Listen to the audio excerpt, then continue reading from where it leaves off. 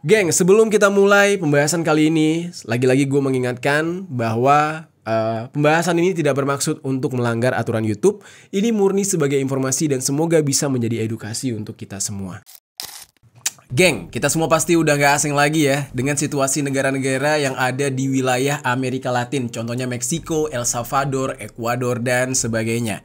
Yang paling terkenal sih Kolombia ya. Bisa dikatakan kondisi di negara-negara Amerika Latin tersebut sangat tidak aman. Geng-geng kriminal, ya bukan geng-geng kamar Jerry nih, geng-geng kriminal banyak bermunculan di sana. Kekerasan bahkan hingga aksi penghilangan nyawa bisa terjadi hampir setiap hari. Gak heran kalau krisis kemanusiaan di sana juga begitu besar. Dan warga sipil banyak yang menjadi korban yang disebabkan karena pertikaian antar geng kriminal tersebut. Dan tidak jarang juga warga sipilnya juga jadi ikut-ikutan bergabung ke anggota geng kriminal karena kondisi ekonomi yang benar-benar terhimpit di sana. Maka dari itu, sudah banyak negara-negara yang ada di Amerika Latin yang berusaha untuk memerangi geng-geng kriminal ini, yang mana mereka tuh udah gerah banget lah dengan kehadiran para geng kriminal ini. Nah, tidak terkecuali dengan Brazil, sebuah negara yang terkenal dengan pemain-pemain bola yang benar-benar hebat-hebat ya. Mereka ini penghasil pemain bola yang luar biasa, kelas dunia. Nah, di saat ini pemerintah Brazil sedang gencar-gencarnya menumpas geng kriminal yang ada di negara tersebut. Terkhususnya bagi geng yang menjalankan operasi perdagangan narkoboy. Kalau kita berbicara soal Brazil ya, di sana tuh ya gangsternya gila banget kan. Kalian semua pasti pernah melihat tarkam bola di sana. Ada yang sampai nyerah ya, klubnya sampai nyerah karena penonton dari lawan mereka itu bawa senjata. Kalau misalkan mereka sampai menang di dalam ajang tersebut, mungkin mereka bakal didor satu-satu. Nah, sebegitu mengerikannya Brazil. Terus geng, sekitar 2 hari lalu dilancarkanlah sebuah operasi besar-besaran di Brazil, yang mana dampaknya itu benar-benar menggegerkan dunia. Korban jiwa tidak bisa dihindari, yang mana jumlahnya mencapai ratusan nyawa, geng. Tapi permasalahannya ya, nggak sampai di situ aja. Setelah operasi tersebut dijalankan, sudah banyak korban jiwa yang berjatuhan. Justru banyak warga Brazil yang akhirnya protes turun ke jalan, berdemo, yang mana di dalam demo mereka itu ada sesuatu yang mereka tuntut. Jadi ibaratnya gini, tujuan pemerintah adalah menertibkan Brazil dari yang namanya narkoboy dan para gangster, tapi justru warganya memprotes pemerintahnya. Nah, ada apa tuh? Kok bisa sebuah operasi yang dijalankan oleh pemerintah dengan tujuan yang baik bagi masyarakat tapi justru ditentang oleh masyarakat? Apakah isi masyarakatnya ini adalah gangster semua? Nah, di dalam pembahasan kali ini kita bakal merangkum bagaimana situasi yang terjadi di sana dan seberapa mengerikannya operasi tersebut sampai bisa memakan korban jiwa sebanyak itu. Nah, terus kenapa juga orang-orang Brazil sampai berdemo? Terus geng, gak lengkap rasanya kalau kita tidak membahas akar permasalahannya, yaitu mengapa bisa kondisi di Brazil separah ini. Langsung aja kita bahas secara lengkap. Halo geng, welcome back to Kamar Jerry.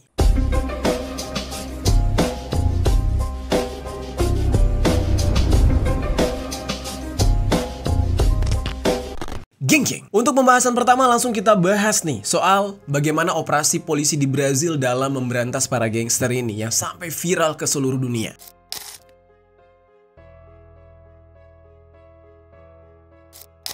Jadi sekitar 2 hari yang lalu, Brazil sedang gencar-gencarnya melakukan operasi untuk menumpas geng narkoboy di negara tersebut, terkhususnya di wilayah ibu kota yaitu Rio de Janeiro. Nah, ini adalah nama yang cukup terkenal gitu ya. Dilakukan operasinya itu pada hari Selasa tanggal 28 Oktober 2025 dan di dalam operasi tersebut melibatkan sekitar 2.500 polisi sekaligus tentara dengan menggunakan persenjataan lengkap yang didukung oleh kendaraan lapis baja, juga drone serta helikopter. Nah, petugas gabungan tersebut menargetkan geng yang bernama Comando Vermelho atau Komando Vermelho, yang mana di dalam bahasa Inggris mereka ini disebut dengan Red Command ya, yang artinya komando merah. Dan geng tersebut berbasis di favela, sebutan untuk pemukiman kumuh dan padat penduduk yang ada di daerah Complexo de Alemão serta Mena. Kelompok ini sudah menguasai sekitar 20% wilayah di sana. Di dalam informasi yang gue dapatkan dari media, geng tersebut merupakan organisasi tahanan sayap kiri yang dibentuk selama kediktatoran militer yang berkuasa di Brazil sampai tahun 1985. Nah, sejak saat itu, Komando Merah ini sudah berkembang menjadi kelompok kriminal yang transnasional, sangat besar ukurannya atau luas banget jangkauan mereka, dan mereka ini terlibat di dalam perdagangan narkoboy serta pemerasan terhadap para korbannya. Dari informasi yang didapatkan melalui Insights Crime, dalam beberapa tahun terakhir mereka sudah berusaha menghadapi eskalasi kekerasan dari negara dan milisi kriminal lain. Jadi mereka itu nggak cuma melawan pemerintah tapi juga beberapa pesaing mereka. Operasi yang dijalankan kali ini oleh pemerintah itu menjadi operasi paling besar dalam sejarah perang narkoboy yang ada di Brazil. Rekaman yang beredar di media sosial itu menunjukkan adanya api asap yang mengepul ya dari dua kawasan di favela ketika tembakan mulai terdengar di sana. Jadi udah kayak perang. Nah, adanya operasi ini menyebabkan Departemen Pendidikan Kota itu terpaksa menutup 46 sekolah di kedua lingkungan tersebut. Tidak hanya sekolah, Universitas Federal Rio de Janeiro yang terletak di sekitar sana itu juga harus membatalkan kelas malam mereka. Nah, Departemen Pendidikan itu menghimbau bagi warga yang tinggal di sekitar area kampus untuk segera mencari perlindungan. Terus geng, ketika operasi tersebut diluncurkan, tentunya anggota geng itu tidak tinggal diam. Mereka melawan. Mereka berusaha melawan dengan memblokade jalan-jalan di Rio yang ada di bagian utara dan tenggara, menggunakan barikade mobil dan plat besi di semua ujung jalan menuju favela. Di saat itu, setidaknya ada 70 bis yang digunakan oleh anggota geng untuk membuat blokade. Dan selain itu dikatakan, jika anggota geng melawan polisi yang ada di kompleks P-nya dengan menggunakan drone, ya, mereka udah mulai canggih di saat itu. Dan kesimpulan ini diambil berdasarkan adanya video yang menunjukkan keberadaan drone yang menyerang polisi. Terus juga ada video yang memperlihatkan ketika personel polisi mengejar salah satu anggota geng sampai rela memanjat atap, udah kayak parkur. Dan meskipun begitu, tidak ada satupun personil yang mundur dari misi tersebut. Nah, masifnya operasi yang dilakukan membuat korban jiwa tidak bisa dihindari. Kalian bisa lihat dari video itu mereka saling tembak-menembak, geng. Oleh karena itu, pemerintah menghimbau kepada warga yang berada di lingkungan yang mana tempat terjadinya operasi ini untuk tetap berada di dalam rumah, jangan keluar. Set, ngeri banget. Nah, bahkan Departemen Luar Negeri Amerika menghimbau kepada para pengunjung untuk menjauhi Rio de Janeiro. Jadi, turis nggak diperbolehkan dulu, terutama di bagian utara. Ya, untuk khusus di hari Selasa, sembari memperingatkan bahwa operasi yang sedang berlangsung sudah menyebabkan gangguan lalu lintas di beberapa wilayah zona utara tersebut. As nossas 4 vítimas, que foram os 4 policiais mortos, o resto foram criminosos, não era a intenção de. Terus di saat itu, Claudio Castro yang menjabat sebagai gubernur di Rio de Janeiro itu bilang, operasi ini membutuhkan waktu selama 2 bulan dan sudah dilakukan atas penyelidikan yang mendalam. Makanya nggak heran kalau operasinya sebesar itu, geng. Di dalam operasi tersebut ada sekitar 64 orang yang sudah meninggal dunia. Cuma di antara 64 orang tersebut, di antaranya ada juga yang berasal dari petugas polisi. Dan dikatakan ada sebanyak 4 personel polisi yang gugur di dalam tugas. Polisi negara bagian melaporkan kalau mereka berhasil menangkap 81 orang dan salah satunya merupakan tangan kanan dari salah satu pemimpin Komando Merah. Di dalam informasi lain disebutkan ada sebanyak 113 orang yang ditangkap, yang mana di antara mereka ada 10 orang remaja.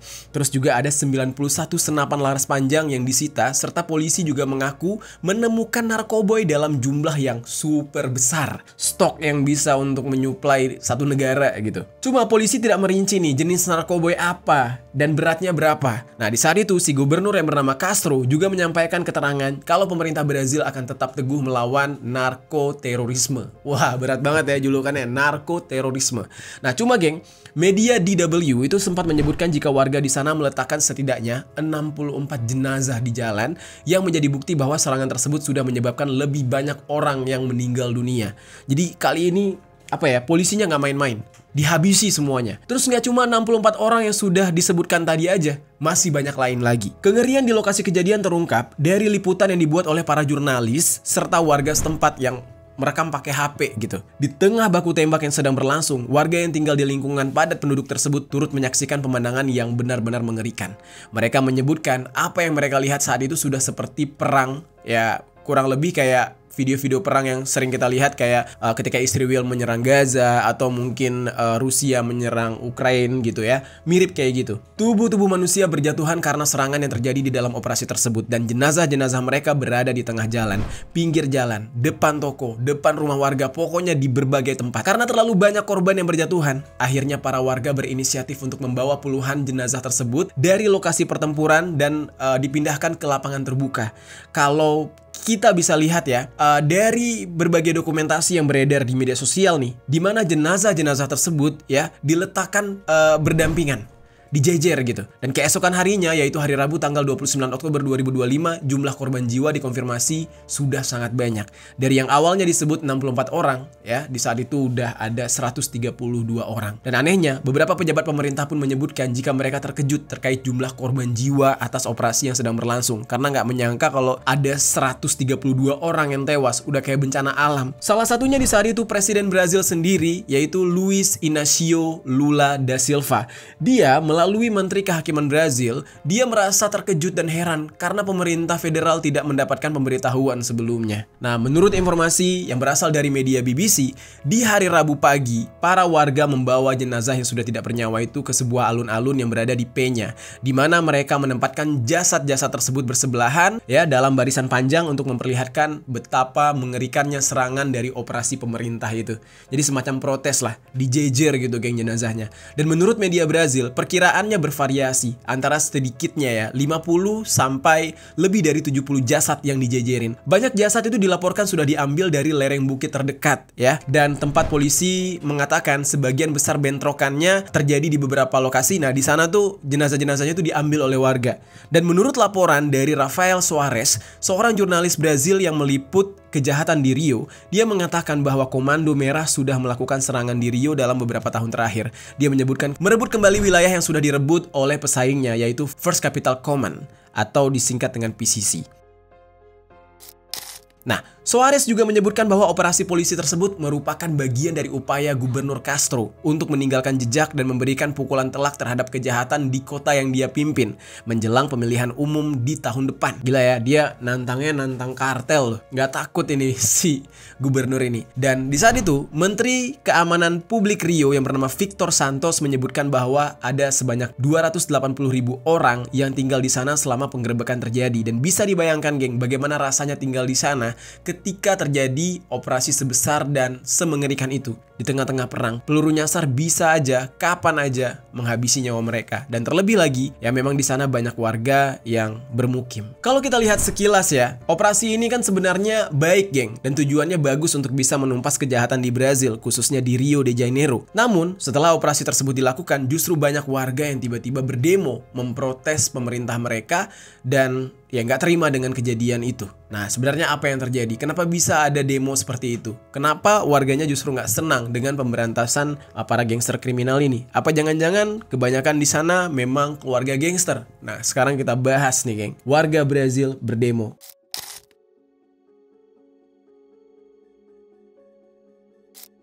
Jadi geng, setelah operasi besar-besaran dilakukan, ada demo yang pecah di negara tersebut pada hari Rabu tanggal 29 Oktober 2025. Yang mana mereka beramai-ramai turun ke jalan dan berkumpul di dekat gedung pemerintahan Penha sambil membawa bendera Brazil. Beberapa bendera yang dikibarkan itu terdapat beberapa cap tangan merah. Demo tersebut merupakan sikap yang ditunjukkan oleh warga Brazil terkait operasi dari pemerintah ini. Kenapa jadi warga memprotes operasi ini? Padahal kan tujuannya baik nih. Nah, jadi geng, dikatakan bagi banyak orang Brazil, operasi tersebut justru berdampak sebaliknya. Salah satu warga yang ikut berdemo yang bernama Barbara Barbosa itu menyebutkan kalau operasi yang dilakukan itu bukan untuk menangkap orang-orang yang diduga sebagai bagian dari kelompok kriminal, melainkan sebagai upaya dalam melakukan pembantaian terhadap warga sipil yang gak bersalah. Nah, Barbara ini ternyata juga merupakan ibu dari salah satu anak yang tewas di dalam operasi tersebut. Kemudian ada lagi nih, aktivis HAM yang bernama Ruth Sales, yang mana dia mempertanyakan apakah operasi yang dijalankan itu sebagai bentuk hukuman mati bagi masyarakat atau gimana? Karena langsung didor gitu kan. Terus ada seorang perempuan yang bernama Elis Angela Silva Santos yang mengkritik cara pemerintah dengan menyebutkan bahwa orang-orang yang dianggap sebagai anggota geng ini bisa dipenjara. Kenapa harus dihabisi nyawanya dengan cara yang sebrutal itu? Udah kayak ngeburu binatang gitu geng. Nah, banyak dari mereka yang masih hidup dan butuh bantuan. Nah, di dalam demonstrasi tersebut juga semua orang berteriak kalau ya para polisi, pemerintah itu adalah pembunuh gitu ya. Nah, mereka menunjukkan kalimat tersebut kepada upaya polisi yang menghabisi ratusan orang di lingkungan mereka.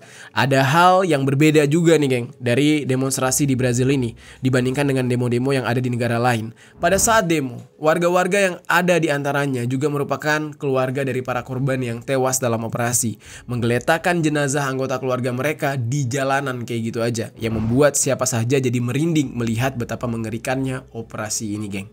Jadi digeletakkan gitu, dibarisin. Tapi geng, kemarahan warga Brazil tidak hanya sekedar karena banyaknya korban yang berjatuhan, melainkan juga pernyataan dari para pejabatnya yang menyebutkan banyak kalimat-kalimat yang tidak berempati gitu. Salah satunya adalah ya Gubernur Castro, ya Gubernur Rio de Janeiro yang menyebutkan korban yang tewas sebagai penjahat. Setelah mengeluarkan pernyataan itu, Castro ditantang oleh jurnalis untuk bisa membuktikan ucapannya. Apakah benar yang menjadi korban ini 100% penjahat sesungguhnya, atau justru mereka korban yang salah eksekusi. Namun Castro langsung memberikan penjelasan jika bentrokan bukan terjadi di wilayah pemukiman, melainkan terjadi di area hutan, sehingga menurut Castro tidak mungkin ada orang yang hanya jalan-jalan di hutan untuk liburan saat sedang terjadi konflik bersenjata. Ya, jadi bisa dipastikan kalau mereka adalah anggota geng kriminal yang bersembunyi di dalam hutan itu dan yang meracik narkoboy di sana.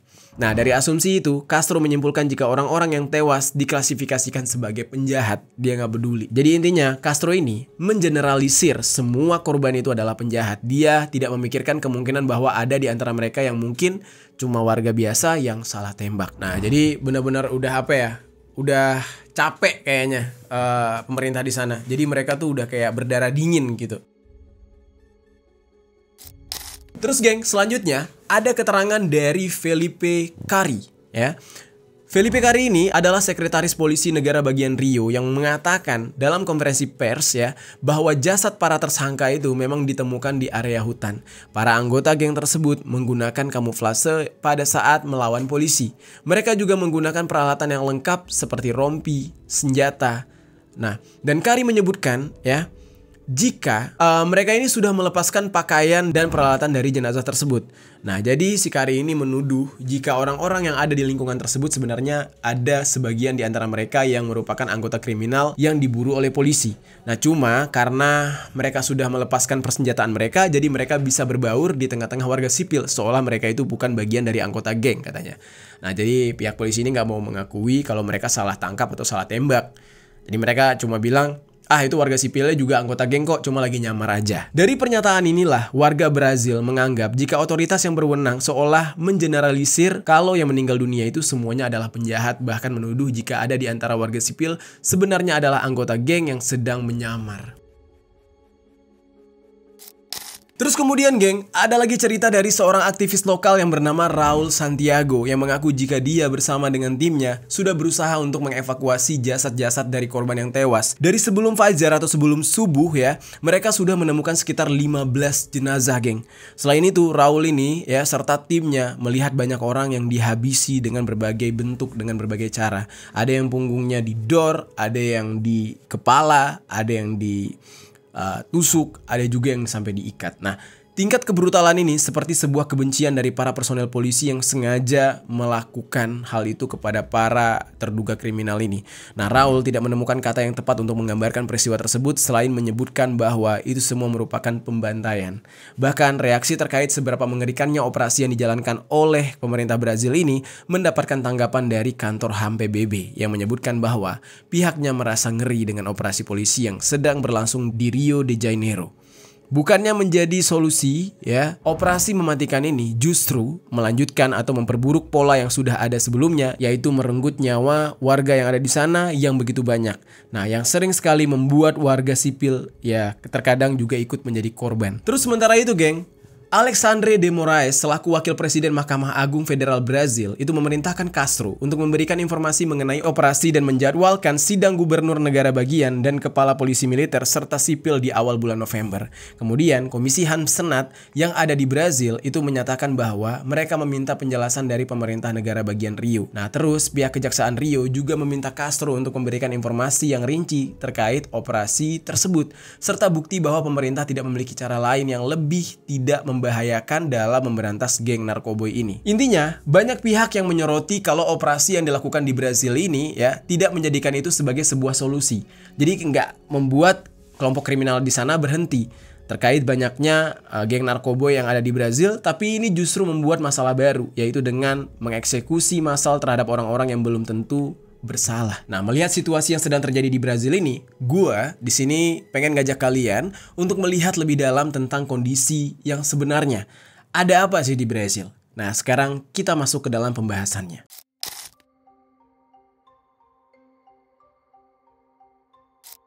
Jadi geng, seperti negara-negara lain yang memiliki tingkat kejahatan yang sangat tinggi, permasalahan utamanya sama, disebabkan karena meningkatnya kesenjangan, lebih banyaknya jumlah laki-laki muda, ketersediaan senjata api yang lebih besar, dan meningkatnya penggunaan narkoboy. Di antara tahun 1980 dan 2010, terdapat 1 juta kasus penghilangan nyawa orang-orang dihabisi di negara tersebut.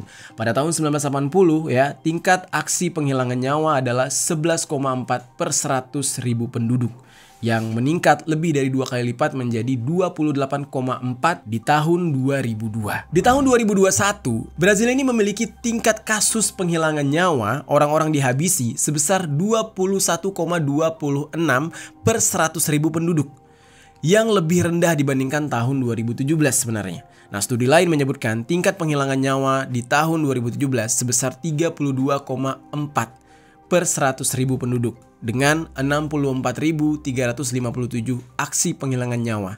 Di tahun 2016, Brazil memiliki rekor 61.819 kasus penghilangan nyawa.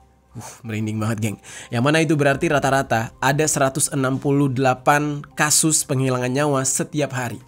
Kebayang ya, orang-orang dihabisi dalam sehari itu ada 168 orang kalau di Brazil setiap harinya. Sehingga tingkat penghilangan nyawa tahunan bisa sebesar 29,9 per 100.000 penduduk. Di tahun 2017, Brazil ya mencatat rekor jumlah penghilangan nyawa dengan peningkatan sebesar 4,2% dengan 63.880 kasus penghilangan nyawa. Di tahun 2019, organisasi anti kekerasan yaitu Rio de Paz itu menyatakan kalau hanya 8% aksi eksekusi di Brazil yang berujung pada hukuman pidana. Jadi yang lainnya itu kayak banyak yang bebas sebenarnya. Di antara semua faktor yang tadi gue sebutkan, perdagangan narkoboy yang menguntungkan itu menjadi faktor utamanya. Kartel-kartel bersaing memperebutkan kendali atas rute pengangkutan kokain yang datang dari Kolombia, Bolivia, dan juga Peru. Nah, PBB semakin menyoroti peran Brazil dalam perdagangan kokain internasional, namun bukan sebagai produsen, melainkan mereka ini adalah negara transit. Nah, warga Brazil di wilayah tenggara negara yang lebih kaya itu semakin menjadi konsumen kokain. Dan kokain dalam jumlah besar juga dikirim ke Eropa, serta Afrika, dan Asia Timur. Nah, tindakan keras terhadap perdagangan narkoboy sudah menyebabkan melonjaknya tahanan di penjara. Dan ini justru menjadi lingkaran setan, geng. Sebab para anggota kriminal dari geng-geng yang kuat yang ada di dalam penjara justru memperkuat ikatan antara para narapidana dan kejahatan. Jadi di dalam penjara mereka pun ya masih membuat perkumpulan gengnya. Tunggu sampai mereka bebas dan mereka akan beroperasi kembali dengan kekuatan penuh gitu. Jadi kayak merekrut anggota dari dalam penjara. Cuma geng, kondisi di mana banyaknya perdagangan narkoboy di Brazil tidak menjadikan ini sebagai faktor tunggal. Jadi sebab beberapa ahli mengatakan meningkatnya kekerasan di Brazil juga terkait dengan berbagai faktor sosial dan ekonomi. Pertumbuhan ekonomi di tahun 2000-an sudah meningkatkan standar hidup bahkan di wilayah termiskin yang ada di Brazil. Cuma geng ya, kesempatan bagi kaum muda masih sangat terbatas dan masih banyak anak muda putus sekolah di usia 15 tahun di sana. Dan oleh karena itu, dengan kondisi yang sebegitu sulitnya ya, menjadi bagian dari kejahatan itu hanyalah satu-satunya pilihan untuk para pemuda yang ada di pinggiran kota yang ada di Brazil. Para ahli juga turut menyalahkan undang-undang senjata api yang diterapkan dengan buruk dan berkurangnya sumber daya polisi. Jadi orang yang pengen jadi polisi di sana kurang banget. Lebih banyak yang pengen jadi gangster. Di tahun 2024 terdapat lebih dari 80 kelompok kriminal terorganisir di Brazil. Ya, kelompok terbesarnya adalah Primeiro Comando da Capital atau PCC yang berbasis di Sao Paulo, dan selanjutnya adalah Komando Vermelho atau CV atau Komando Merah yang dari tadi kita bahas. Milisi kelompok kriminal yang terdiri dari agen negara, baik yang masih aktif maupun yang sudah pensiun, juga beroperasi di favela yang ada di Rio de Janeiro, tempat di mana mereka memeras penduduk di bawah kendali mereka. Nah, Amazon, wilayah perbatasan, dan favela perkotaan itu menjadi yang paling terdampak. Mereka yang terdampak ini adalah masyarakat yang tinggal di komunitas-komunitas masyarakat miskin. Nah, laki-laki muda berkulit hitam dari latar belakang sosial ekonomi rendah sangat rentan bergabung dalam kelompok kriminal karena manfaat yang mereka tawarkan. Dan masyarakat adat juga terdampak oleh mereka karena wilayah strategis yang kaya sumber daya alam tempat komunitas ini tinggal juga dikuasai oleh kelompok kriminal ini. Cuma geng, kemungkinan besar ya mereka ini nggak akan jadi sasaran atau target dari kelompok tersebut ya, karena berbaur lah. Nah terus geng, Rio de Janeiro sendiri sudah menjadi tempat operasi polisi berskala besar selama beberapa kali, dan terkadang operasi tersebut juga diliputi dengan kekerasan yang menargetkan daerah miskin yang rawan kejahatan. Nah ternyata geng, operasi besar itu disebut-sebut memang sengaja dilakukan sebab Rio de Janeiro akan menjadi tuan rumah untuk pertemuan puncak iklim global atau disingkat dengan COP30, yang mana ini dilaksanakan pada tanggal 10 November nanti. Dan karena Rio de Janeiro sudah beberapa kali menjadi tuan rumah untuk acara penting, bukan suatu pemandangan yang asing ya ketika terjadi operasi besar-besaran beberapa hari sebelumnya. Nah contohnya aja nih geng, ketika pertandingan Piala Dunia 2014, Olimpiade 2016, pertemuan puncak G20 tahun lalu, dan pertemuan BRICS ya di awal tahun ini. Sebelum semua pertemuan itu digelar, ada operasi semacam ini juga. Hanya saja memang tidak sebesar yang terjadi kali ini. Dan selain itu juga, di awal bulan ini, organisasi Human Rights Watch atau HRW itu mendesak agar Castro, sang gubernur, memveto rancangan undang-undang baru yang disahkan di Badan Legislatif Negara Bagian. RUU tersebut memuat ketentuan bahwa polisi yang menangkap, melumpuhkan, atau bahkan mengeksekusi anggota geng kriminal bisa mendapatkan bonus besar dari pemerintah. Nah, jadi semakin gencar lah. Dan HRW ini menilai RUU tersebut justru akan menyebabkan lonjakan aksi penghilangan nyawa yang dilakukan oleh polisi karena mereka pasti mengincar bonus besar sehingga akan rentan melakukan kekerasan yang bisa berujung dengan aksi penghilangan nyawa tadi. Nah, tapi kan ya banyak orang juga yang kayak ngapain dikasih hati? Toh juga mereka itu, korban itu adalah pelaku kriminal gitu. Mungkin ini juga yang menjadi alasan mengapa operasi ini bisa sebegitu kejamnya hingga banyaknya korban yang berjatuhan tanpa tahu apakah mereka benar-benar anggota geng kriminal atau bukan. Nah itu dia geng, pembahasan kita kali ini mengenai operasi besar-besaran yang terjadi di Brazil hingga terjadilah demo yang mengkritik operasi tersebut. Gimana geng, menurut tanggapan kalian tentang pembahasan ini? Coba tinggalkan komentar di bawah.